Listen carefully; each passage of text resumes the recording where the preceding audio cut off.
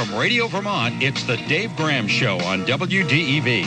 It's your show about the people, places, and the issues that matter the most to you. Now here's your host, Dave Graham. Good morning, everyone. I won't wear this out too many times, but Dave's not here. He's going to be back hopefully tomorrow for the Dave Graham Show on WDEV. I'm Lee Cattell filling in today for Dave, and I've got a jam-packed loaded show. In fact, I actually overbooked the show today. Late in the afternoon yesterday, we got a call from Congressman Peter Welch's people. His spokesperson, his representative, is named Lincoln Peak. Did you know that? I mean, that the irony is not lost on me. I thought for sure that would be a nom de plume, but that's his real name, Lincoln Peak. And he asked if he could get the congressman on for a few minutes today, but because there was some uncertainty about the whole thing, and I had already booked some guests for the 9 o'clock hour, hopefully the congressman will be part of the show tomorrow or later on this week, because there are some important issues that he wants to get to. But we already have some important issues lined up for the show today, and we're going to get right at them.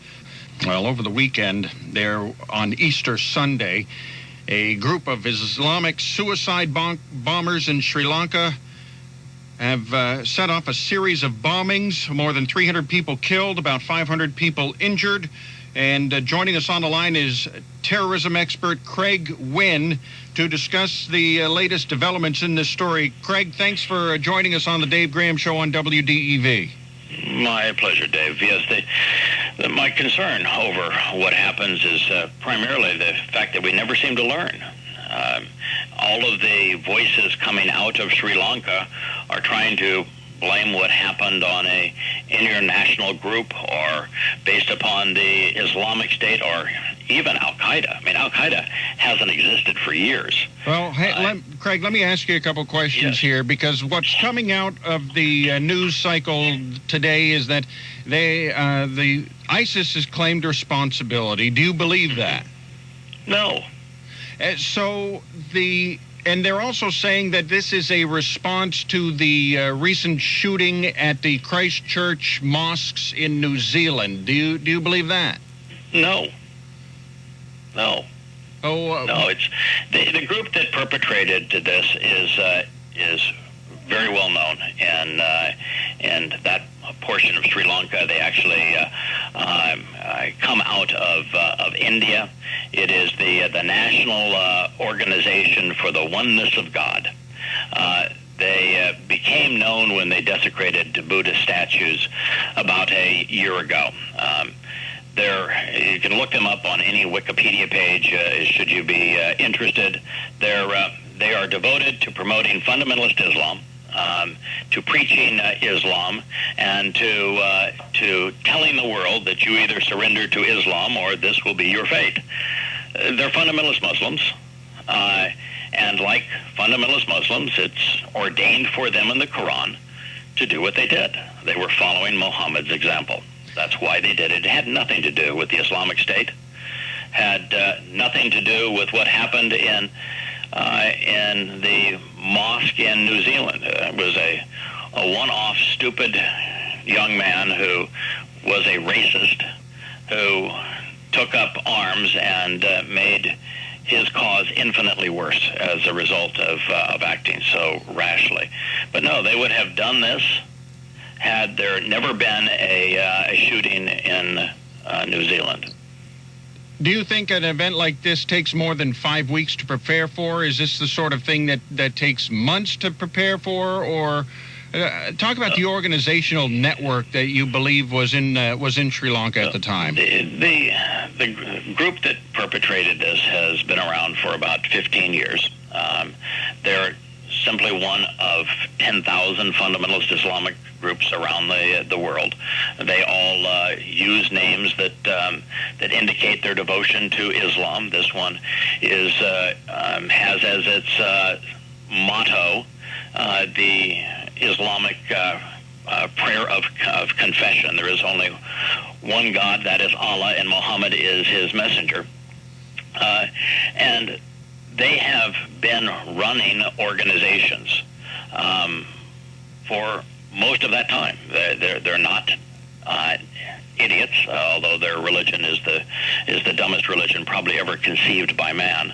But they're absolutely capable of buying explosives. They're capable of buying detonators. They're capable of buying pipes, and they're most certainly capable of convincing young men to be suicide bombers.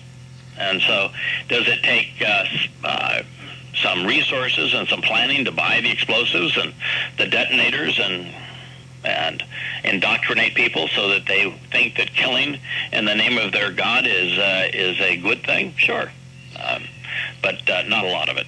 Sri Lanka is, I guess you could say, it's like the Madagascar of India, a big island that sits off to the southeast corner, yes. or like Cuba is in relation to the United States. Sri Lanka is a multi-ethnic group and multi-religious, about 70% Buddhist, about 13% Hindu, only 10% Islam, and about 7% Christianity. So out of all of the folks to target, why did they focus on the churches and the where was the other place that they went after? The luxury hotels. That's right, the hotels, yes. You were indiscriminate, and any indiscriminate killing in Sri Lanka is going to kill primarily Buddhists. Islam was conceived to be indiscriminate in terms of its enemy, although they did go through, and if you look at Muhammad's early life, he initially targeted Jews. All Jews within camel ride of Mecca and Medina were slaughtered. So he targeted Jews, he overhunted them, and when there were no more Jews to attack, he turned his animosity onto Christians. That's really the purpose of the ninth surah, is to change from hating Jews to preying on Christians. But it's inclusive that anyone who doesn't surrender to Allah and Islam and to the belief that Muhammad, who was a rapist and a terrorist, was God's lone messenger, is subject to being pummeled. So it was a prime opportunity to kill Christians, which is an enemy of Islam, seen as an enemy of Islam, and also Buddhists along the way. So you would not expect anyone in the Muslim community to condemn what happened in Sri Lanka this weekend? Oh, no, absolutely. I would expect there'll be people within the Islamic community to condemn it. That's part of almost any religious mythos, is that you have to lie on behalf of dogmas as evil as Islam, or the world would wake up and say, wow, we should not tolerate this in our midst. But, right after 9/11, while the vast preponderance of Muslims celebrated the event, there were those in the United States that were specifically chosen to lie about it and to say, oh, no, it was reprehensible. This is not what Islam represents. They even were to say that jihad is a spiritual study, exercise, when the Quran defines jihad as using all weapons of war to kill non-Muslims. And they would say that Islam means peace, when in fact Islam means surrender. It is the nature of religions to have certain individuals come out and deceive. In fact, the Quran itself tells Muslims in the second surah that it is appropriate for them to deceive on behalf of Allah because it makes their victims easier prey. Sri Lanka, reports say that they were receiving intel from out of the country saying that this group was in the nation, and yet they didn't put in a full-on effort to stop it before it happened. Now the president has given the military some sweeping police powers after the fact. But what do you think led to the breakdown in security prior to this bombing?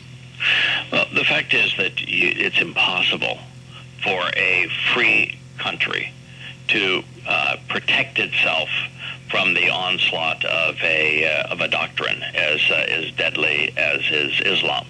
You can use intelligence to occasionally thwart a portion of attack, and maybe every second or third attack, but it is impossible to have a government thwart the problems that are caused by Islam. I mean, short of outlawing the religion in the country and literally banning it, it just flat out isn't possible. So I would never hold the country of Sri Lanka responsible for the attack, or even for not thwarting the attack.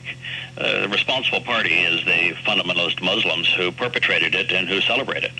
We're talking with Craig Winn, an expert on the topic of terrorism. If you'd like to join us on the phones, 802-244-1777 or toll-free 1-877-291-8255. According to what I read here, you and your colleague Ken Power have traveled over 120 countries across the world in your efforts to research terrorism, and you've talked with some of the most knowledgeable folks on the world about it. So my other question is, I hear it said that occasionally some of these terrorists are trained by the United States or by Israel. Do you find any truth in that? There's absolutely no training by Israel. The United States has long manufactured its next enemy. I mean, al-Qaeda would not have existed if Zbigniew Brzezinski and Jimmy Carter hadn't decided to use them in Afghanistan. We rented the Taliban and used al-Qaeda to give the Russians a taste of our own. When I met with al-Qaeda back in the fall of 2001 and asked them why they were killing us, the meeting that preceded my meeting with al-Qaeda was with the Islamic Jihad. And the three individuals whom I met with were all dressed in fancy military uniforms. They carried American rifles. And they were beaming that morning and said, "Did you read the newspaper?" I said, "Well, of course." "Well, you know what happened last night?" "Yeah, 11 Israeli women and children had their heads blown off at point-blank range by a group of terrorists." And I said, "Well, that was us. And we received our guns and our uniforms from the United States." Craig Winn, who has written many books on terrorism, religion, and government, available at Yahowah.com. Craig, thanks for giving us some time on the Dave Graham Show today. My pleasure. You're tuned to WDEV FM and AM. We'll take a trip to the newsroom. When we return, we'll be talking about broadband in the state of Vermont here on WDEV FM and AM.